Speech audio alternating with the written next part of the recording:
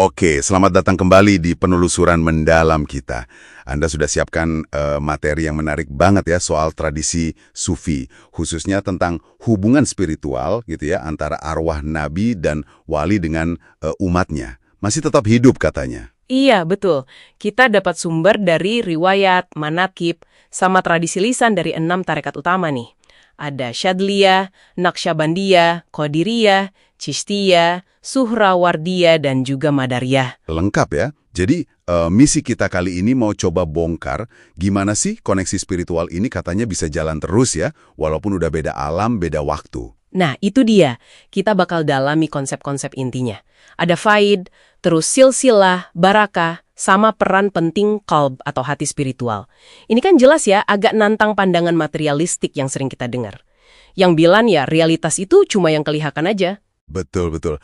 Mari kita bedah deh konsep pertama nih yang paling dasar dari catatan Anda, Faid. Itu apa ya? Faid itu sederhananya limpahan ilahi. Jadi kayak aliran rahmat dan ilmu yang nggak putus dari Allah lewat Nabi Muhammad, terus turun ke para wali dan murid-muridnya. Jadi kayak semacam energi spiritual yang ngalir terus gitu ya? Tepat. Anggap aja kayak siaran ilahi gitu, yang non-stop. Nah, salurannya, pipa transmisinya biar asli dan nyambung terus itu namanya silsilah. Silsilah. Rantai guru murid itu ya, yang sampai ke Nabi Muhammad? Iya, dan ini bukan cuma catatan sejarah loh buat mereka, tapi kayak pipa vital buat ngalirin ilmu sama barokah juga. Jadi penting banget buat jaga keaslian jalannya. Menarik. Tapi kalau silsilah sepanjang itu kan sumber Anda menyinggung nggak soal kemungkinan, katakanlah, ada gangguan atau mungkin interpretasi yang beda di tengah jalan? Pertanyaan bagus. Sumber-sumber ini umumnya sih menekankan kalau penjagaan silsilah itu ada aspek batiniahnya. Ya, selain yang lahiriah yang kelihatan, jadi para guru mursyid itu dipercaya punya semacam kemampuan spiritual buat jaga kemurnian ajarannya. Validasi dari guru ke murid dalam rantai itu. Oke, paham. Nah, terus ada barokah. Kalau Faid tadi siarannya, barokah ini kayak apa ya? Hasil downloadannya gitu, di tempat atau orang suci. Analogi yang lumayan pas itu. Faid itu aliran umumnya universal. Nah, barokah itu kayak konsentrasi energi spiritualnya gitu. Di sosok wali, tempat keramat, benda peninggalan. Dan katanya bisa dirasain ya, bahkan di makam wali. Betul. Diyakini bisa dirasakan, diakses, bawa pengaruh positif. Nah, kuncinya siapa yang nerima? Itu qalb, hati spiritual. Qalb, bukan jantung fisik ya, tapi pusat kesadaran batin. Tepat.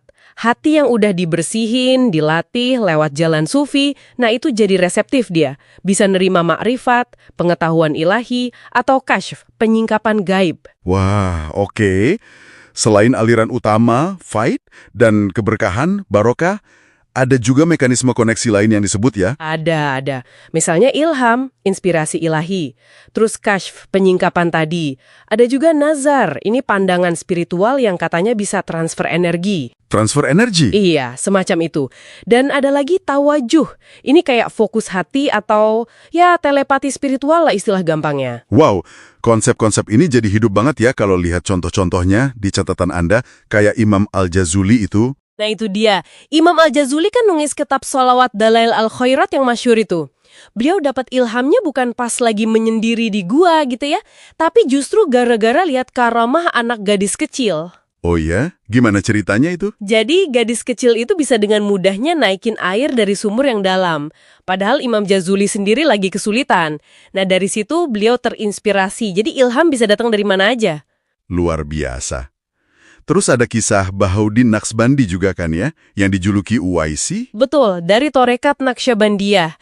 Beliau ini unik, dapat bimbingan spiritual langsung dari arwah guru-guru sebelumnya, kayak Abdul Khalik Gajedwani, padahal nggak pernah ketemu fisik. Wah, itu benar-benar melampaui model guru murid biasa ya, koneksi lintas waktu banget. Banget.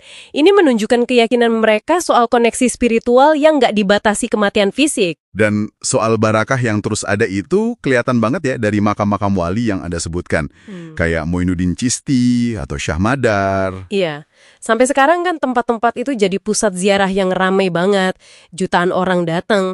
Buat mereka itu bukan cuma nostalgia sejarah. Tapi keyakinan kalau ada kehadiran spiritual dan barakah yang masih aktif gitu ya. Dari sang wali walau sudah lama wafat. Persis, itu keyakinan intinya, pengaruh spiritualnya masih terasa. Kalau kita mikirin gagasan koneksi lintas fisik ini, menarik juga ya. Gimana sumber-sumber Anda, walau hati-hati banget, nyoba narik paralel sama sains modern? Iya, ini wilayah yang agak sensitif ya. Tapi memang ada semacam gema, misalnya neuroscience. Neuroscience, gimana hubungannya? Ya, kan sekarang udah banyak studi ya yang nunjukin ada perubahan nyata di otak orang yang meditasi mendalam. Aktivitasnya beda, bahkan strukturnya bisa berubah. Terutama di area yang terkait kesadaran, emosi. Nah, ini bisa dilihat sebagai paralel biologis lah ya, dari proses penyucian kalb dalam sufisme untuk capai kesadaran lebih tinggi. Tapi ini bukan bukti keberadaan Tuhan atau hal gaib kan ya? Lebih ke mekanisme otak. Tepat sekali. Neuroscience menjelaskan mekanisme otak, bukan membuktikan yang gaib. Harus jelas batasannya. Oke. Terus fisika kuantum juga sering disebut-sebut nih. Ya, konsep kayak quantum entanglement itu loh, yang partikel bisa saling pengaruh seketika walau jauh, atau non-lokalitas. Nah, itu kadang dipakai sebagai analogi, ya saya tekankan, analogi, untuk coba bayangin gimana kesadaran atau hubungan spiritual itu mungkin bekerja di luar batasan ruang waktu kita. Mirip konsep tawajuh tadi ya, koneksi hati jarak jauh. Bisa dibilang gitu. Tapi sekali lagi, ini jembatan konsep aja, bukan bukti ilmiah buat fenomena spiritual. Sains punya alat ukurnya sendiri. Dan yang gaib, ya di luar jangkauan itu saat ini. Sip. Jadi, kalau kita rangkum nih, setelah nelusuri semua ini, apa sih artinya buat kita, buat Anda yang menyimak? Ya, intinya tradisi sufi ini dari sumber-sumber yang kita lihat menawarkan kerangka pandang, bahkan mungkin kayak teknologi spiritual gitu ya, di mana hubungan sama ilahi dan para pewaris spiritualnya itu dianggap realitas yang hidup, nggak mati sama kematian fisik. Dan konsep kayak faid, silsilah, barokah, sama kolb yang siap menerima, itu jadi kunci buat memahami gimana bimbingan dan keberkahan itu diyakini terus ngalir. Dan kalau ditarik lebih luas, kisah-kisah ini bukan cuma legenda masa lalu, tapi cerminan pengalaman spiritual yang dalam. Juga cara pandang epistemologi irfani istilahnya, yang mengakui intuisi, penyingkapan batin itu valid, di samping akal dan teks. Jadi ini ngingetin kita ya, mungkin ada lapisan realitas lain yang bekerja, di luar yang bisa kita ukur dan timbang aja. Betul, ada dimensi lain dalam memahami realitas. Nah, sebagai penutup nih, mungkin satu pertanyaan buat Anda renungkan. Mengingat tradisi spiritual yang kaya ini, ya dari sumber-sumber tadi, terus ada gema-gema samar di sains modern soal kesadaran non-lokal, gimana kalau hubungan spiritual lintas ruang dan waktu ini, jangan-jangan memang aspek aktif dari realitas kita yang belum sepenuhnya kita pahami?